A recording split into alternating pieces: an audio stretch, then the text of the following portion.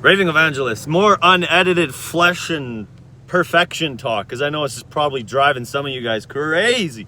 Listen, here's the truth. Last couple days I've been struggling again. I haven't posted anything. I've just been kind of trying to sort out my own stuff, even with the events that have been happening in the States and stuff. And like, that's the thing is I'm not perfect, guys, but still I'm trying to say that there's this perfection that we can walk out of if we change our mind and know that Jesus did it. But it's like, it's hard to get up here and preach sometimes. Like you start to criticize your own self and you're like, don't got too many followers, and just take the glasses off, be more vulnerable with you guys. Anyway, it's like, it's hard because I struggle, and I'm like, I have my own struggles. I battle my own things. You know what I'm saying?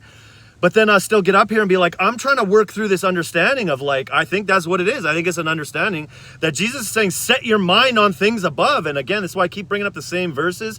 Put on the new man. How can you remain in sin any longer if it's been put to death? The baptism, like that's what all this stuff represents, right? The person born of God does not sin. It says he cannot sin again, for the Spirit of God remaineth in him. Yeah.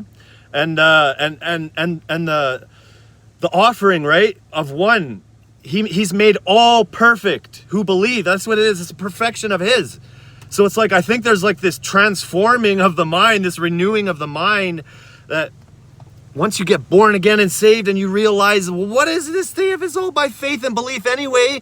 Of course, and it's what he did, right? Nothing we ever do in the flesh, ever, even when you get saved. That's how it is. That's why you need to put it to death and walk out of the Spirit. Corrupted flesh will not inherit the kingdom of God. So no matter what good deed you do in the flesh, I don't care what you do, in the end, you need to be born again, because all those good things that people do in the flesh, the whole world does these things. Oh, they're really good at it too with their false religious stuff. So that you got to be born again and saved, because we're no different than anybody else in the world who's turning from sins. Put the drugs down. Stop sleeping with prostitutes, stop murdering people, all this stuff you guys love to go to, the crazy extremists of the sins, just like the woman caught in adultery. You love to bring the woman caught in adultery and judge her. And that's what you want. You want us back on the flesh, man. And Jesus showing us the way, man, is the narrow way of like, you guys can't even do it.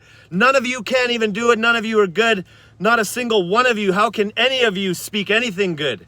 How can? That's what Jesus says, his point. Look, I got 20 seconds left. There's not enough time. I got to make another one, guys. Don't let them get you back on the flesh, but believe in the Spirit, man. That's what he says. Walk by the Spirit. You can't walk in the flesh. You won't walk in the flesh. You can't, because you're understanding that it can't. Jesus says it can't happen. Person born of God can't sin.